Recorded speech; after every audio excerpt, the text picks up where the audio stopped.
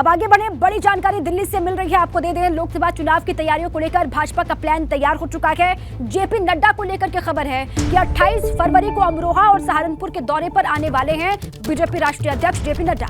अन्य केंद्रीय मंत्री भी यूपी के दौरे पर आएंगे आने वाले वक्त में। ये बड़ी खबर जेपी नड्डा को लेकर है कि 28 फरवरी की तारीख अमरोहा और सहारनपुर के दौरे पर रहेंगे जगत प्रकाश नड्डा।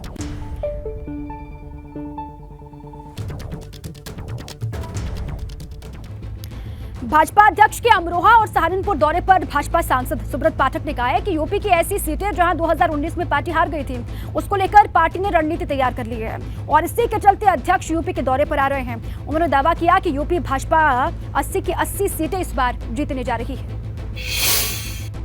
पार्टी के राष्ट्रीय अध्यक्ष जेपी नड्डा 28 तारीख को अमरोहा और सहारनपुर के दौरे पर जा रहे हैं। हमारे साथ एक वक्त बातचीत के लिए मौजूद है बीजेपी के कन्नौज से सांसद सुब्रत पाठक जी। सर, अगर बात करें तो बीते महीने 20 तारीख को गाजीपुर गए थे और इस महीने सहारनपुर और अमरोहा जा रहे हैं। नहीं, अब देखो, भारतीय जनता पार्टी में लगातार चूंकि हम लोग काम इस प्रकार से करते रहते हैं। 2014 का चुनाव जीतने के बाद भी देश भर में इस प्रकार की सीटें चिन्हित की गई थी जहां पर हम हार गए कुछ वोटों से, या जहां हम लोग मेहनत करके जीत सकते हैं तो वो सीटें चिन्हित करके उन पे काम हुआ था। और उसमें 2019 आते हम लोग काफ़ी सीटें जीतने में सफल भी हुए थे। तो इसी प्रकार से इस बार भी चिन्हित की गई हैं। खासकर उत्तर प्रदेश की तो सभी सीटें हैं, चूँकि उत्तर प्रदेश में भारतीय जनता पार्टी का काफ़ी अच्छा वहाँ के ऊपर आधार है और सारी सीटें हम लोग जीत सकते हैं। तो मुझे लगता है कि उसी क्रम में राष्ट्रीय अध्यक्ष जी हैं तो उनके प्रवास के कार्यक्रम तो होते ही हैं, तो उसी क्रम में उत्तर प्रदेश आ रहे हैं। सर, अगर बात करें तो 2019 में जहां सपा बसपा का गठबंधन था, पश्चिमी उत्तर प्रदेश में आपको काफ़ी नुकसान हुआ था।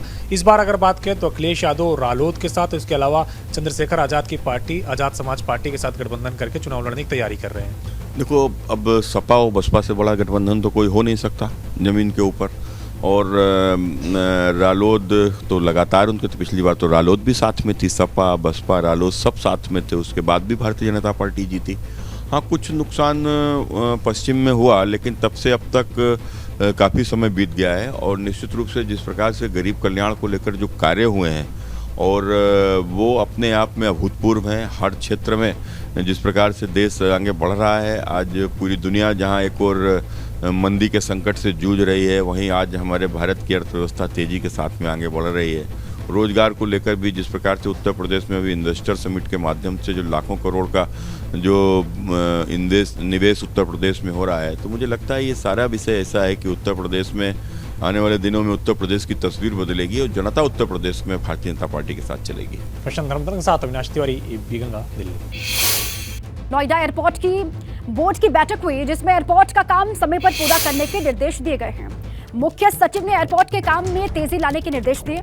हवाई अड्डे के एयर ट्रैफिक कंट्रोल टावर का निर्माण नवंबर तक पूरा कर लिया जाएगा। एयरपोर्ट को विकसित करने के लिए टर्मिनल बिल्डिंग एटीएस रनवे का कार्य शुरू कर दिया गया है।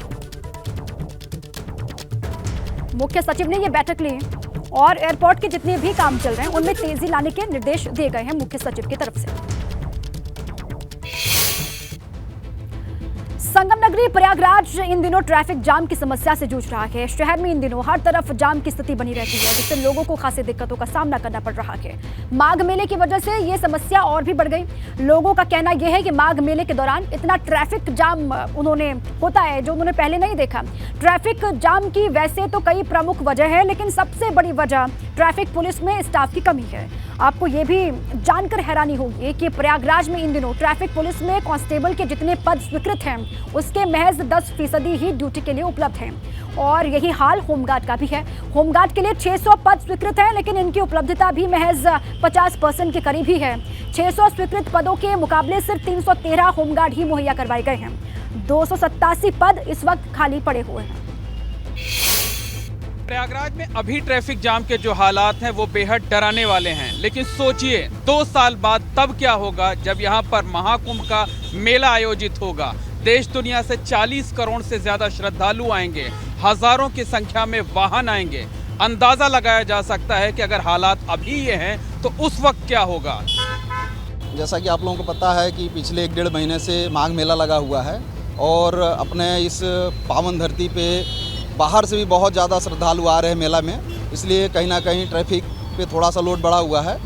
और हम लोग लगातार प्रयास कर रहे हैं कि लोगों को कोई असुविधा ना हो, लेकिन पीक आवर में कई बार गाड़ियां बहुत ज़्यादा एक बार निकल रही हैं तो कहीं ना कहीं असुविधा हो रही है। मैं लोगों से यही कहना चाहूँगा कि ट्रैफिक रूल का पालन करें, जिससे कि ट्रैफिक को कंट्रोल किया जा सके, क्योंकि अभी भी ये देखने में आ रहा है कि लोग रॉन्ग साइड से हल्का सा भी यदि कहीं ट्रैफिक स्लो हो रहा है तो रॉन्ग साइड से गाड़ियाँ लगा दे रहे हैं, इसकी वजह से जाम लग जाता है।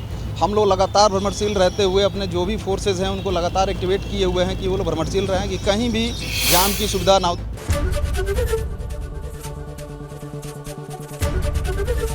एबीपी गंगा, खबर आपकी, जुबान आपकी।